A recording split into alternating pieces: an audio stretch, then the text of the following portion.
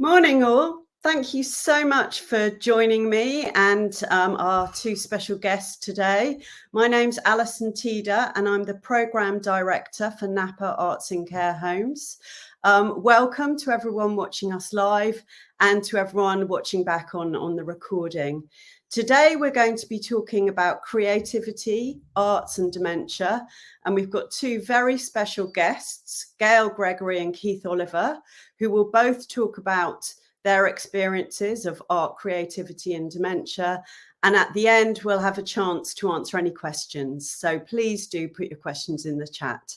So I am absolutely delighted to welcome our friend Gail Gregory to talk to you about her experiences of art and dementia and creativity. Morning, Gail.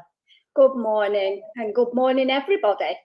I think we'll start the talk today with a beautiful sunrise photo, one which I've taken previously because I love to do photography at the moment. Yes, welcome everybody to Creativity, Arts and Dementia.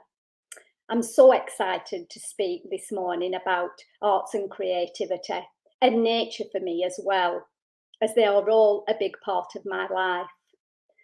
Firstly, I'll start with just a little bit about myself.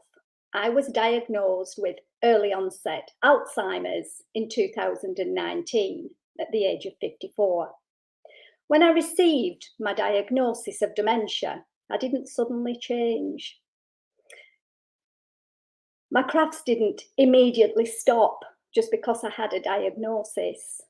If anything, it gave me the ability to try more. I'd previously owned my own business. I embroidered teddy bears. I was the founder of Bears for You, teddy bears for all occasions. But unfortunately, due to my dementia, I had to let my business go, as it was becoming increasingly difficult as a sole trader to run my business. But just because I gave up my business didn't mean I couldn't carry on crafting. Oh no, I concentrated on the crafts that I could do.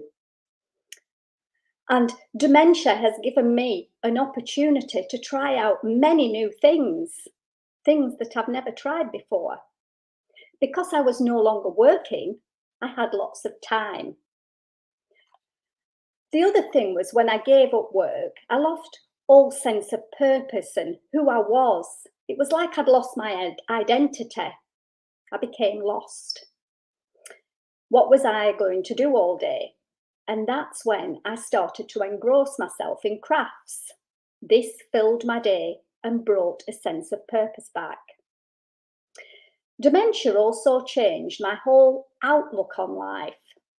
From being quite a negative person, remarkably, dementia changed me into someone that could now see all the positives.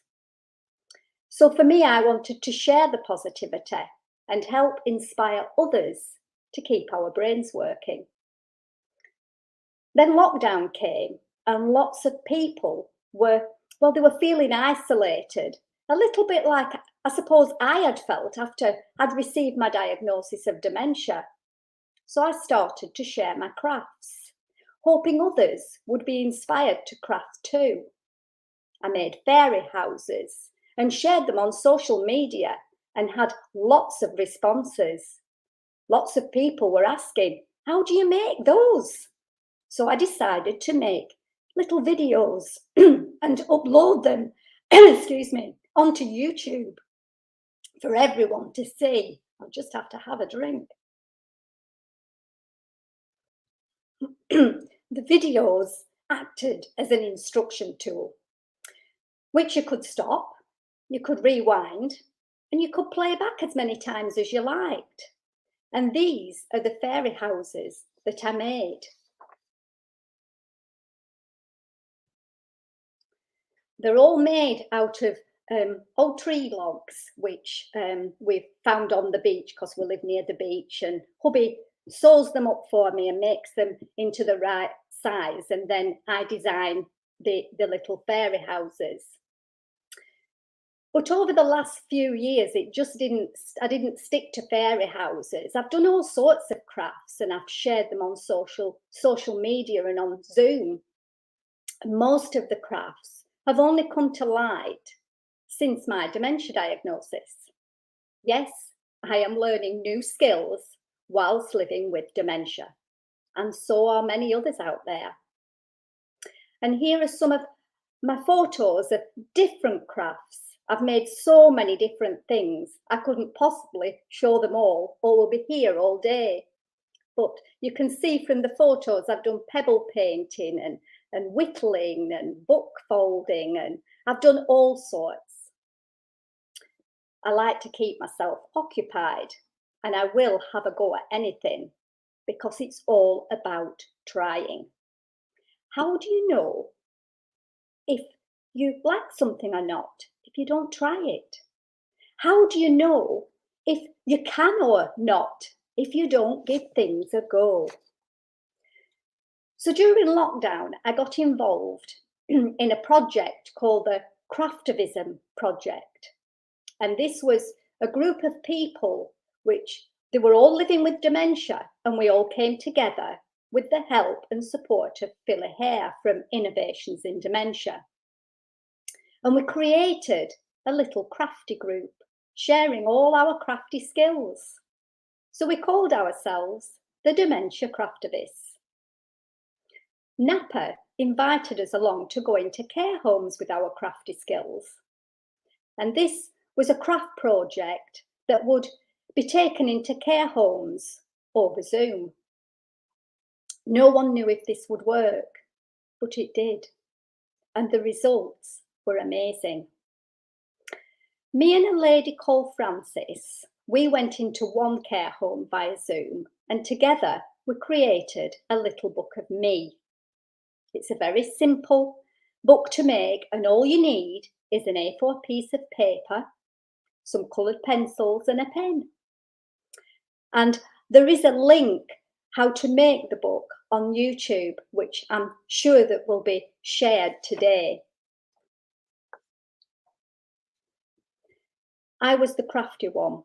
I worked out how to make the book, and Frances was a brilliant speaker. And it was like reminiscing through crafts, drawing and colouring. The people in the care home were making their own little books with the help of the care staff. But conversations were flowing. There were lots of laughter. There was no stopping these wonderful stories being told, which involved everyone on and off screen. The interaction between the carers and those wonderful people in that care home was truly amazing. These people were talking about things that they'd never discussed before. The carers had no idea of their favourite colour, but they had now. Staff were learning so much about each and every person. What a fantastic way to communicate, by giving the person in that care home the control over their own little book. They were coming alive. They were opening up. They were telling us things that they'd never even spoken about before. They were so happy and so relaxed. They smiled the biggest beaming smiles. It was quite touching, and it was quite overwhelming to watch. I think we were all surprised by the outcome of what the crafting session brought. It was something so simple, yet had such a positive result. There were around 4 or 5 different crafts taken into that different care homes, all done with people living with dementia. And the outcome of every single session was so, so positive. It was an absolute honour to be part of that crafting group. This is why crafting is so important. It creates great interaction, it stimulates lots of positivity, and most of all, It brings happiness and smiles. Unfortunately, me being on Zooms every single day did start to impact on my mental health and my dementia. So I looked for a calmer way to stimulate my brain. I turned to nature. I bought a camera, and the camera took me into the outdoor world of nature, a place so calming and so special. It's like being in a different world. Time seems to just stand still, and I'm consumed with the beautiful sound of birdsong.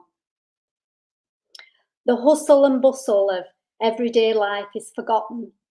It's just me and the birds. And the best thing of all, I don't feel like I have dementia. I'm just carried along with the beautiful sounds of nature.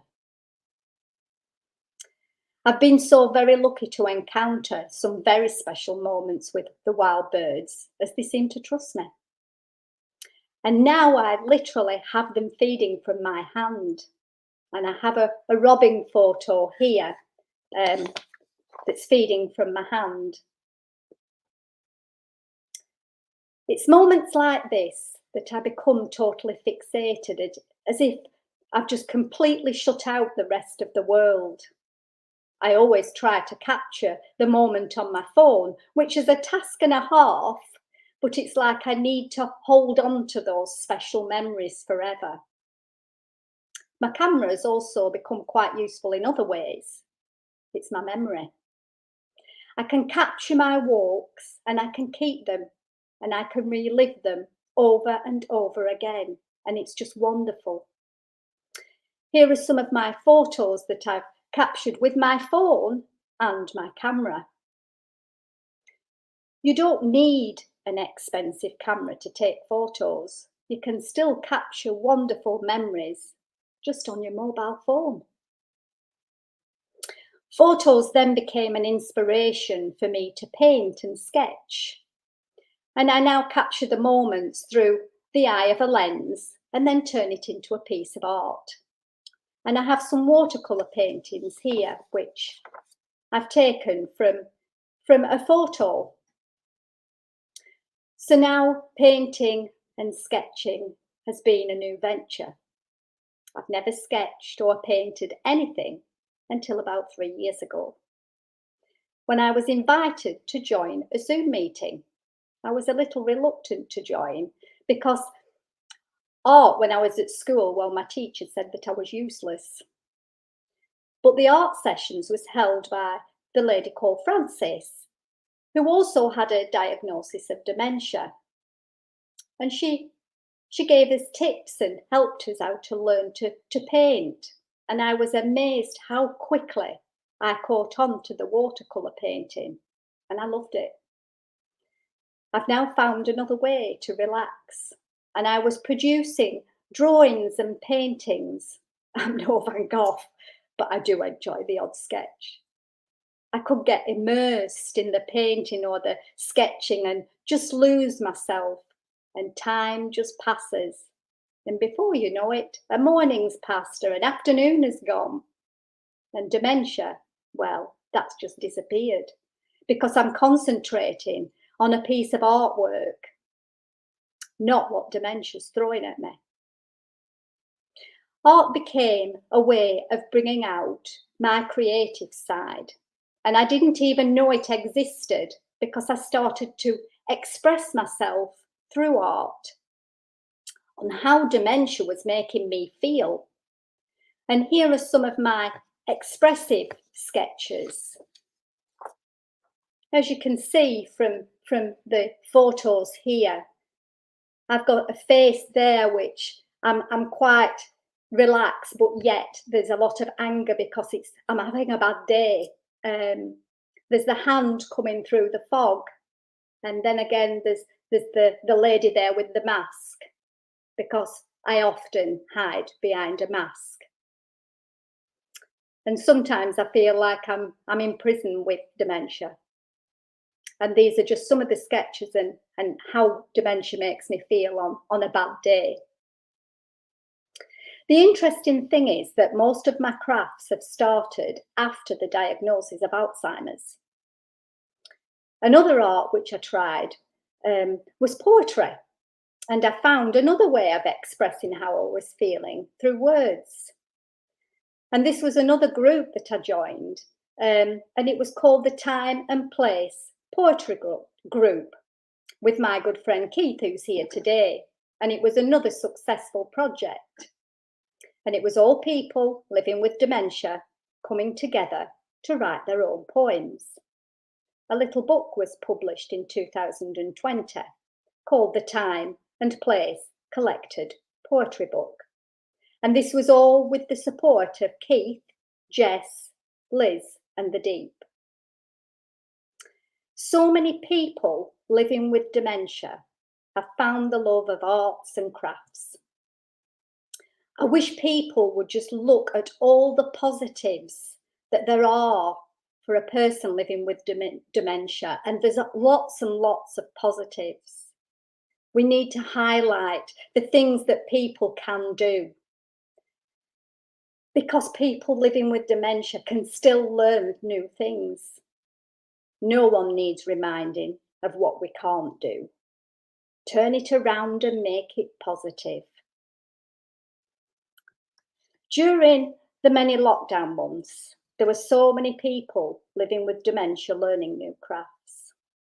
Lots of people living with dementia have proved that we still can learn. We might not be as quick to learn, but does that matter? The process might have to be repeated over and over again, possibly quite a few times, but does that matter? Videos and recordings coming very useful, and you can watch, you can pause them and rewind as many times as you like. Don't raise your voice or take over, because we won't learn. Involve us, be patient, and we will learn. Crafting shared with others brings people together. Watch the interaction. Watch people come alive, because it's absolutely amazing.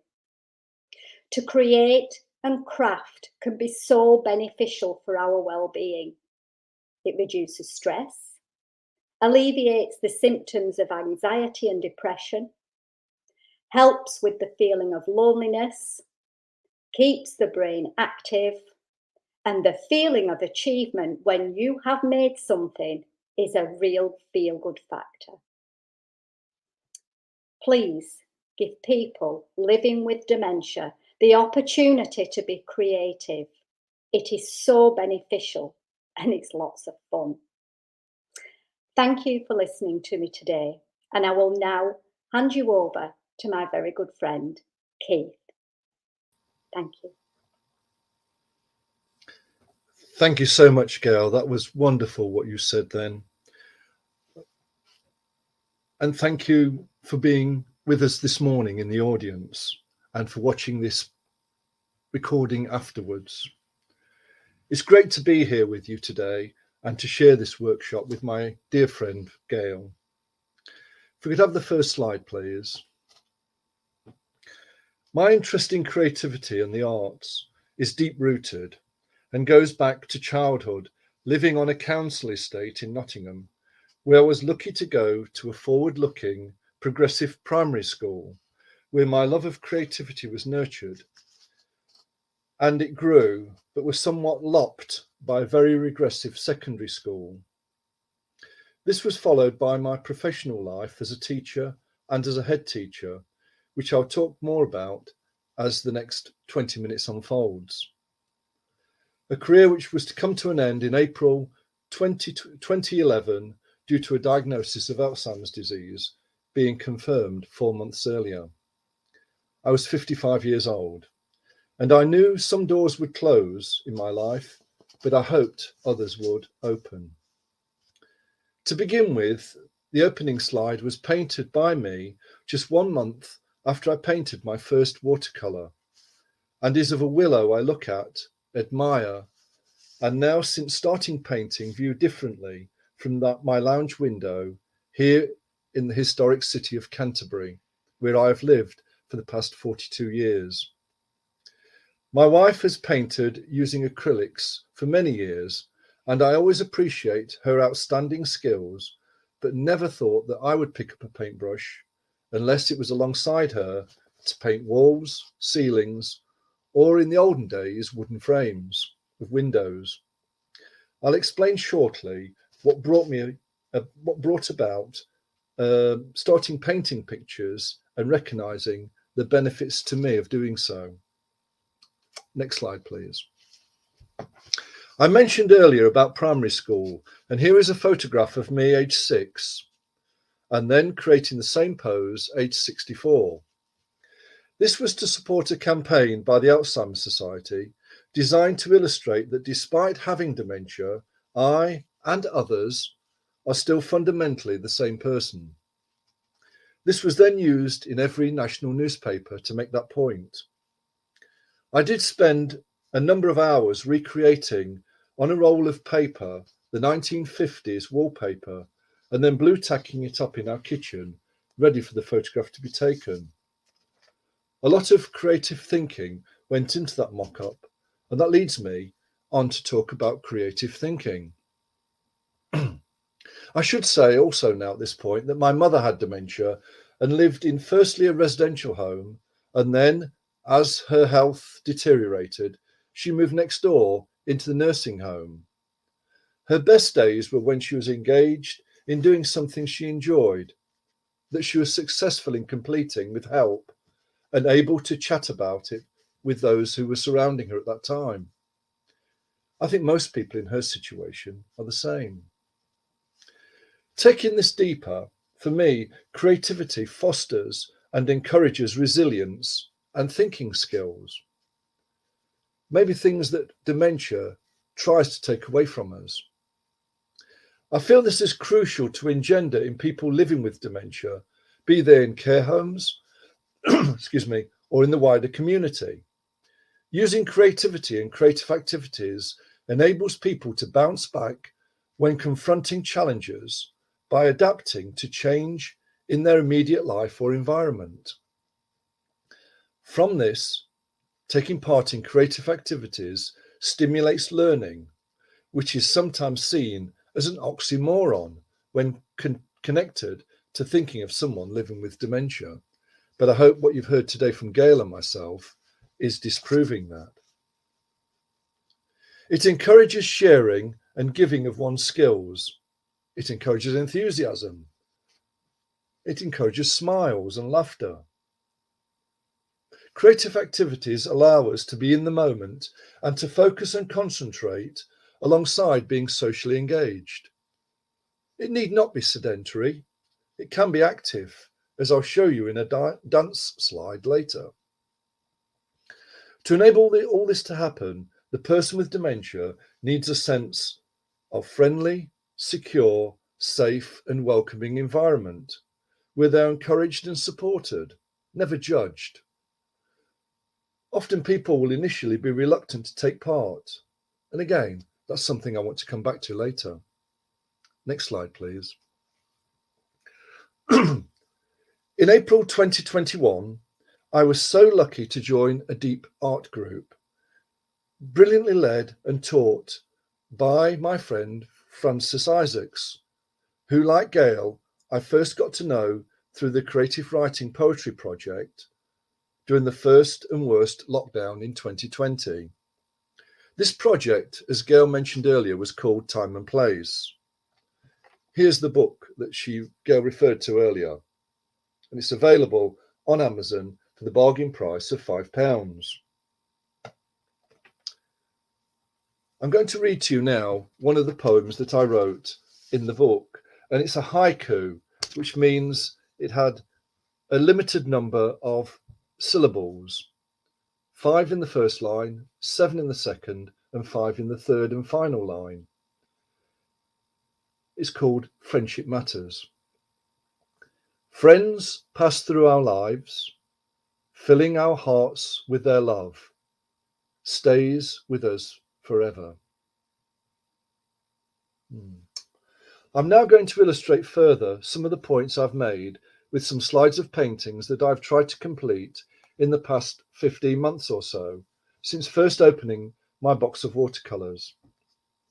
This slide shows a link between two aspects of creativity which mean a lot to me, and both of which I never did between primary school and having dementia. I did the painting first, that you can see on the slide, and then I wanted to express myself with a poem to sit alongside it. Being an ex-teacher, narrative and storytelling has always been important to me. In many ways, care home residents will seek ways of telling their story to staff or anyone willing to listen. Now I'm going to read the poem called Desert Travellers, and within it there are lots of metaphors which I hope conjure up thoughts around living with dementia. Ghostly images plod shadow-like, umbilically tethered across the shifting sands. Ancient monoliths proudly pointing skywards, background for their well-trodden paths. Fiery sky, fixed red and orange, by sand stirred by yesterday's winds. Mirroring the sand below, waiting to be blown into obstacles and dunes ahead. Ship of the desert, far from the sea. No safe harbour, floating or miraging through the haze. Just emptiness to guide them. Hunched forward, man and beast as one. Taste the gritty bitterness on cracked lips. Feel afternoon sun on dry, burnt faces. Peer into the shimmering horizon. Embraced only by silence until reaching safe oasis where loved ones await. As I said, I'd not written any poems until I was diagnosed back in 2011. One could argue that the worst non-creative care homes would be, for me, a metaphorical desert. Inert, dead, boring and barren. Let's ensure that this is not the case for any care homes, and I'm sure it isn't for yours where you work, because you're with us today. Next slide, please. This narrative to this painting, again done only 3 months after my first one, is to tell the story of a walk along the beach at Whitstable whilst my wife attended her weekly art class in the town. They say that every picture tells a story. Well, this is a story in 6 miniatures, which will make up a bigger story. To the side are these lilies from my garden, and they were painted last summer. They're just starting to flower now as I speak. I love our garden, spend a lot of time working in it, and also spend an increasing amount of time sitting in it and enjoying the colour, the shapes, the stories, and the sounds that the garden evokes. One of my big fears of moving into care is that I'd have to give up the garden and be confined to the indoors within the home.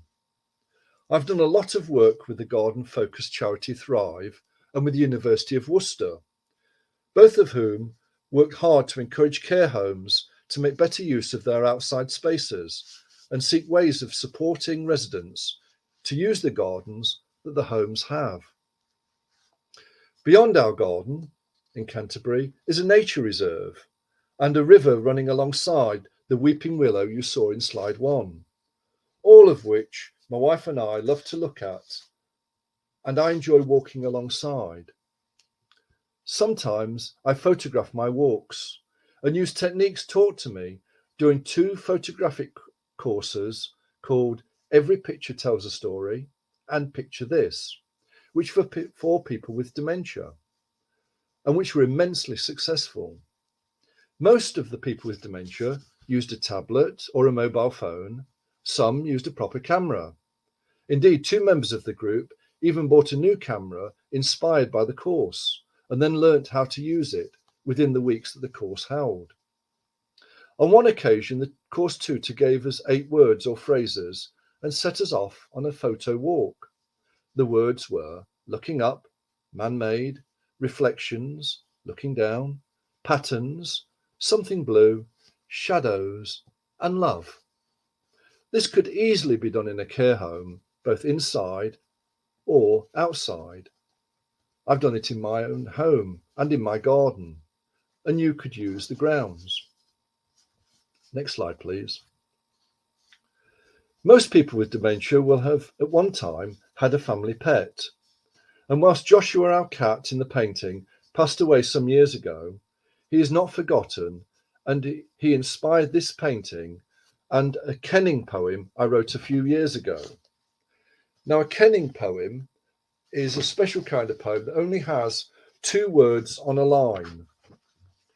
And it has, I think, 7 lines, 8 lines, sorry. And each line needs to rhyme. So 2 words on a line, 8 lines, each line has to rhyme, called a kenning poem. And our cat, Joshua. People scratcher, skilled hunter, gift bringer, occasional wanderer, permanent dweller, relaxed purrer, plate licker, rule setter. Now, any of you who have got cats or have had cats might relate to the story of Joshua through that 8-line poem. He was a real rogue, but delightful and loving. And there we have him painted about a year ago, some years after he passed away. If in a care home, I'd be very pleased to talk about Joshua and be happy for the home to have friendly, placid, live pets around. I'm rather less keen on replica pets, having seen them in action in homes when my mother experienced this. A bit like pets, people with dementia in the early and moderate stages, with support, can continue to enjoy travelling to interesting places in order to seek stimulation, enjoyment and learning. On the day I was first diagnosed, I was told not to take a holiday to Australia. We disregarded that advice because we had been before a number of times, in fact lived there for a year. And after that advice, on the day I was diagnosed, we subsequently went back 9 more times. So many people would have taken that neurologist's advice and cancelled the holiday and never gone again. It was COVID that stopped us going, not the neurologist. As the condition progresses, inevitably, this does get harder. And people then tend to travel in their minds, possibly to real places visited during their lives. I do that. For me, this does happen with regards to Australia, where initially we lived for a year back in 1989. I taught there on a job swap, an amazing experience, which, as I said, was followed by a number of other trips, in fact, 18 over the years. My experiences of Australia and this painting could be a positive source of conversation and connection to my past. Alongside this, currently, I'm part of a project for people with dementia linked to the Canterbury Festival of Arts. And the project is called Open Book, where 9 of us with dementia are creating a creative scrapbook on the theme of refuge. Next slide, please. With my recent love of doing art and poetry, this enables me to see more clearly the world in which I live and to make better sense of it. It has certainly changed the way I look at things now through a creative lens. It also gives me a big sense of challenge and, as I said earlier, an opportunity to tell a story. In the case of the former, every picture I attempt has to provide something different for me. This could be the medium I'm using, as I do not restrict myself to my comfort zone, which is watercolour. I've tried pastels, oils, acrylics, pencil, watercolour pencils and charcoal. And in the case of this painting, it was done on black paper, which again presented different opportunities and challenges. Whether doing something creatively at home or as my dementia progresses in a care home, this is something I'd very much wish to continue rather than doing same old, same old. Next slide, please. I spoke earlier about having a go at things and not doing things just passively and sedentary, but actually physically doing things which are creative. There's a story behind this photograph, and the title there is Coping Strategies. And this is me around about 18 months after being diagnosed at Canterbury Christ Church University, attending a course, in fact, a conference on dementia. And after lunch, the options were a good death, late stages of people with dementia in care homes, and circle dancing. Well, to be honest with you, at that stage, 18 months into a diagnosis, I didn't fancy any of them. But I put down the least threatening one to me, if you like, which was circle dance. But I thought, I'll skive off. It'll be after lunch. Nobody will miss me.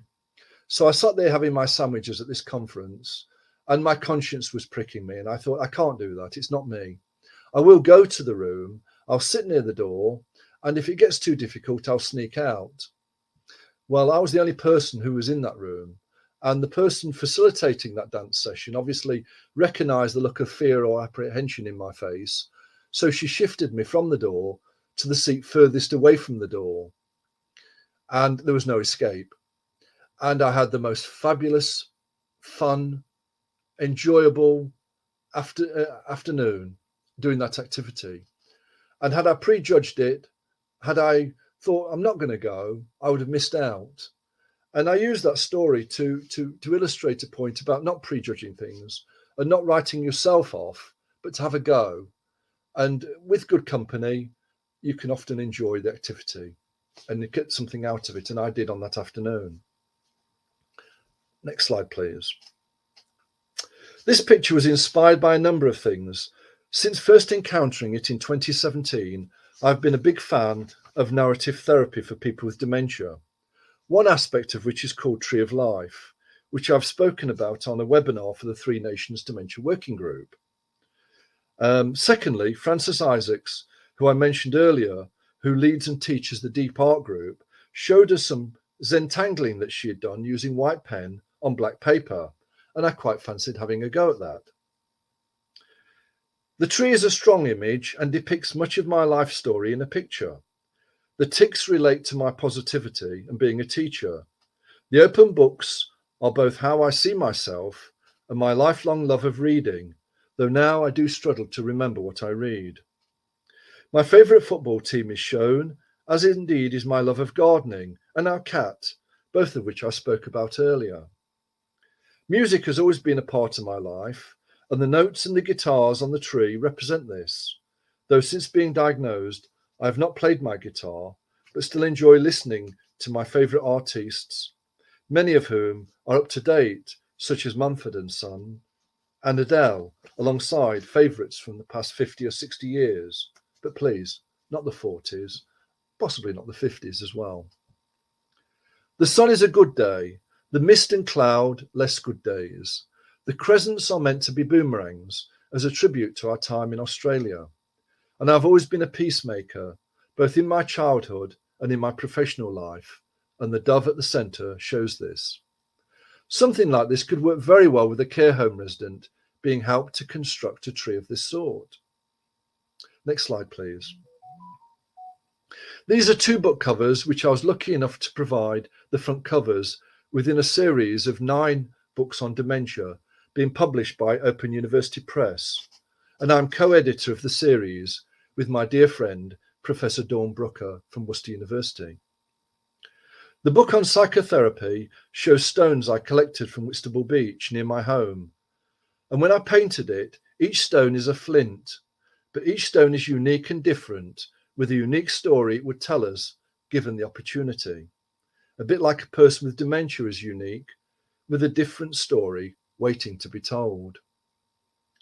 The book on education and training may be of particular interest to you all, and the story of this cover is very different. Much as though I love Canterbury and East Kent, where I've lived for the past 42 years, I do sometimes miss the mountains and hills of my youth. The Peak District was part of my playground as a child, and even more so as a student for 4 years at the University of Sheffield, and then as a young teacher in Cheshire. When the Ukraine war began, I wanted to create something creative as a tribute to this brave nation, and didn't want it to depict the violence or war that we were witnessing on our TVs. This painting was the result of my thinking, using just blue and yellow as a very limited palette. I posted my mountain painting on Facebook, something I occasionally do with poems and writing and paintings for friends to share. One who is the author of this new book really loved the painting and asked the publisher, without my initial knowledge, if it could be used for the cover of the book. They then contacted me, and I was both amazed and touched by this, and grateful they didn't ask me first, as my response would have been that it wasn't good enough. Their faith in the picture led me to say yes. Finally, something creative to close with. Earlier, I read a poem I wrote from the Time and Place book. Now, this one appears in another book I've written called Dear Alzheimer's, and it closes my book, Dear Alzheimer's, and closes my talk today. It's called Give Me I Will, and I hope this will strike a chord with you all, and there'll be something within this poem you can take away with you today. Give me myself, and I will be me. Give me an ear, and I will speak. Give me patience, and I will relax. Give me music, and my heart will dance. Give me joy, and I will laugh. Give me a way, and I will follow. Give me a baton, and I will share. Give me inspiration, and I will excel. Give me teaching, and I will learn. Give me truth, and I'll consider. Give me compassion, and I will care. Give me identity, and I will shine. Give me attachment, and I will engage. Give me occupation, and I will be focused. Give me inclusion, and I will belong. Give me comfort, and I'll feel warmth. Give me love, and I'll thrive. I've enjoyed the creativity of crafting this talk for you over the last few days, and I hope you've enjoyed sharing it with me and with Gail with her wonderful talk earlier. Thank you so much.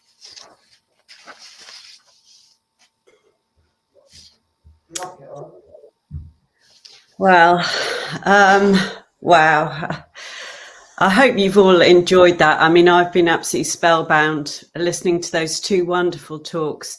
You, Keith and Gail, both such expert speakers, such, from personal experience, lived experience, but so many amazing insights about arts and creativity and dementia. And I think for me, managing the programme Arts in Care Homes, so much useful stuff there. I mean, I try and explain why we're doing arts in care homes. Well, I couldn't say it better than Gail and Keith have said it. So thank you. You've done my job for me. So I'm incredibly grateful to you.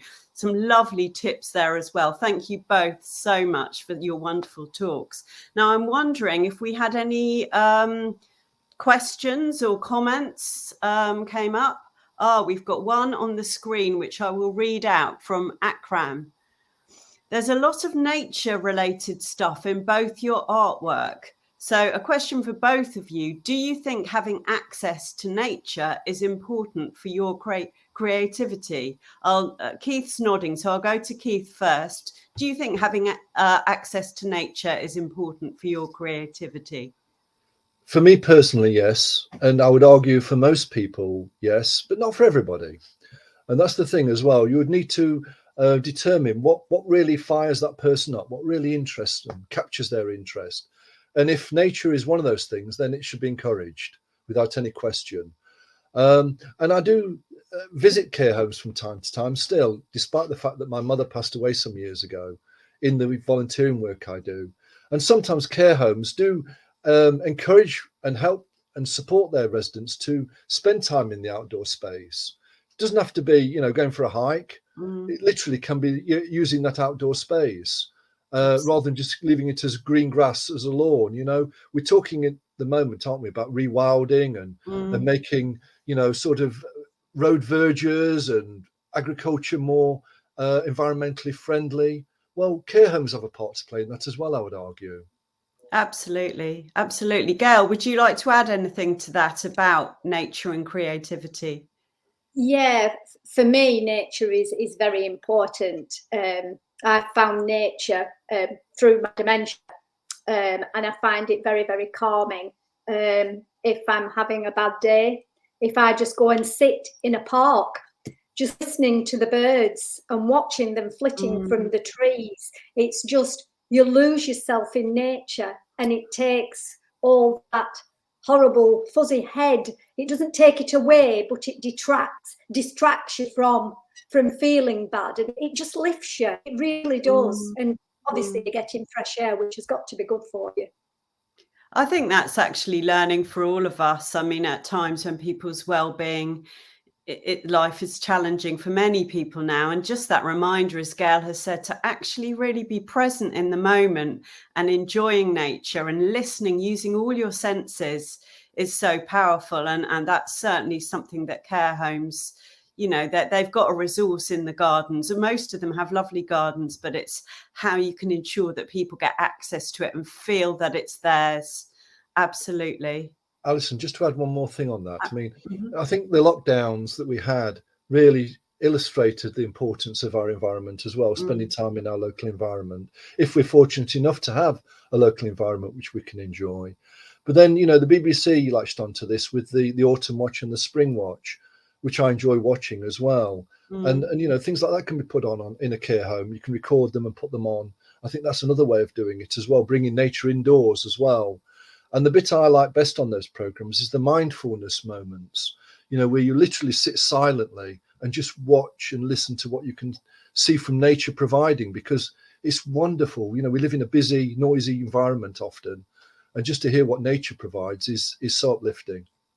I think so. And again, really good tips that could be used, that bringing nature in, I think, is lovely. Have we got any more questions?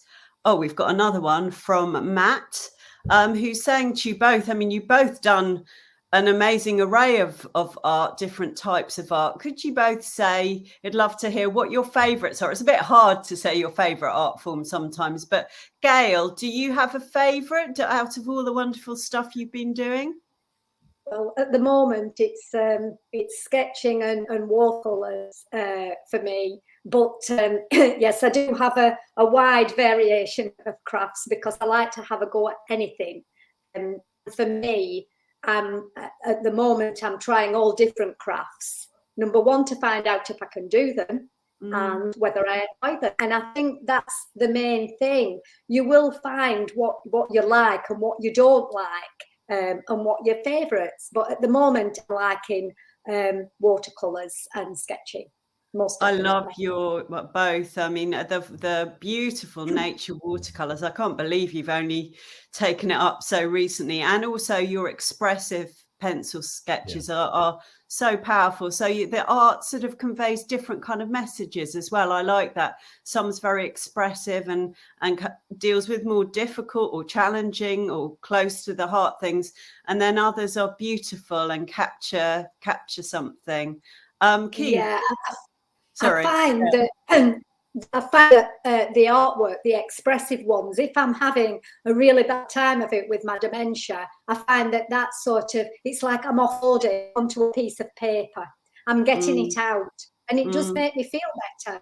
And to calm myself down, if I'm having a bit of a stressful day, I've got anxiety, I turn to the watercolours. And again, you lose yourself in what you're doing, and it just takes everything away, because you're concentrating on what you're actually painting. It's just brilliant. So interesting. Different mediums for different feelings and times. Brilliantly put. Keith, which do you have a favourite art form? And again, so inspired by you giving dancing a go after not wanting to do it. And it's not a favourite. It's not a favourite, I have to say, but it did its job. It did its job, you know. But no, my favourites are dealing with colour really and storytelling. I'm nowhere near. I'm in awe of Gail's art ability by way of drawing. You know, she's an amazing illustrator and drawer. You know, fabulous. It's a gift, no question. It's a gift that she then practices and exercises and improves. I much prefer dealing with colour. So I'm not very good at drawing actually, but I'm better using colour, and then I'll try and express myself in words, in writing, because I do find sometimes expressing myself verbally more difficult. Like using a script today was essential. Whereas as a teacher and as a head teacher, I would never have scripted anything. That's a consequence of the Alzheimer's. But all the time I can develop these strategies to help me be creative, then I want to do that, and I will do that. So I think it's use of colour and use of written language, really. And I think that's important, that we're all so different, and we have things that we're drawn to, and that we particularly may have talent in, or that's our path to do. But so to give people a wide offer, to try and present it in a very safe, friendly, fun space, and just to give it a go, but to also understand that for some people, you know, they'll be drawn to working with words. To others, it could be about movement and dance. To others, colour, and we're all different. So to have a really comprehensive arts offer, and involve artists and arts organisations as well with the specialism, can make a care home into an amazingly vibrant place. And I think to allow people who have enjoyed the arts before coming in to develop their work and also share their skills and talents within care settings, I think I've seen it happen, and that's really wonderful as well. But also Any other? the social aspect of no, just going to say the social aspect of it is so important as well. The sharing of what one's trying to create, and seeking to provide enjoyment for oneself, and then in turn for other people, thinking, well, they're enjoying looking at what I've done, or they're enjoying listening to what I've written, or they're enjoying handling what I've made. I think that really is immensely rewarding as well. I really agree with you about that, actually. I've always been scared about showing my art, thinking it's not good enough. But actually, I think a message that I've got from both of you is actually art is a way of connecting, isn't it? Yeah, and inspiring others. It's inspiring others to just have a go. Yeah, don't absolutely. be judgmental. You pick up from other people's things. Seeing your artwork, I mean, I'm definitely going to get back into doing watercolor again, Gail. I did a bit, but and yes, very wonderful. Any more? Have we got any more? Oh, we have got another one. Gosh, thanks, Keith, from Maria. I've learned how to write a kenning poem. I thought that was a great tip, Keith. I thought that is a really lovely way. I love poetry. I've done work myself and in care homes, but a kenning poem was new to me. I think I'd love every care home, give it a go. We can watch back. I might send some more information about that. Can you remind us a kenning poem, Keith? Yeah, it's got 8 lines, 2 words on a line, and each line rhymes. That's basically it, really. But it's so powerful. The other thing to say is that Gail and I will know this so well. The Time and Place book, can't recommend it highly enough to people, because for a £5 it's an absolute bargain. And within that, you're not only being inspired by the fact that about 12 people with dementia have written fabulous poems, but every genre of poem that you can think of is included in the book. They're all different. There's the book again. And you know, there's so many different kinds of poetry that as a teacher I'd never come across, that Gail and I were introduced to and mastered and published. You know, now that's going some, really. An example being, there's a thing called daisy chain poems, where each line of the poem, the last word on the line of the poem starts the next line. So if you imagine writing a line of a poem, whatever line you want to say, line 2 will begin with the last word on line 1, and line 3 will begin with the last word on line 2. Really clever and great fun to do. These are great tips. Napa will share them afterwards. They're great tips. We've got another comment from Natalie Ravenscroft saying, I love your posts on Twitter. I've got a feeling this is for Gail. I know Gail posts on Twitter. The Raven was beautiful the other day.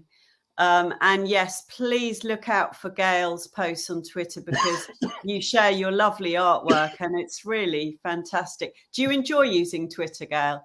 I do, but it's a little confusing at times. So people must, I sometimes I can't find what I'm replying to. So Yeah. I'm not being ignorant. I just can't find it that day. No. It's tricky sometimes, those threads. There's a lot of talk about Twitter at the moment, isn't there? But we've got another lovely comment from Michael Butler. So beautifully said. I hope so many listen to these words from both of you and approach creative sessions in this way moving forward. And I agree. Both of you, this is so helpful for Napa, for our audience, for Napa members of staff, for other people out there, care homes, artists, anyone interested in this subject. Couldn't put across better about arts in care homes, but also arts and creativity for people living with dementia. But I think what I love about this subject is I feel it's really important to all of us about living meaningful, fulfilled, creative and connective lives. So thank you so much. Unless there's anything else, or if there's anything either of you would like to say before we go. Gail, do you have anything you want to say before we finish? Yeah, just give people a chance and just give it a go. Absolutely. Wonderful. Thank you, Gail. And Keith? Sorry about my phone ringing in the background. I hope it's not disturbing people. But just to say thank you, everybody, for listening to us speak today, because that's a big step forward for everybody. And it's great that Napa do the fabulous work they do. And it's an honour and a privilege to be part of this.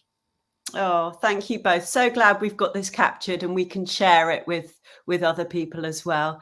Have a wonderful day. Enjoy the sunshine, everyone. I think it's going to be a very hot one out there. And thank you so much.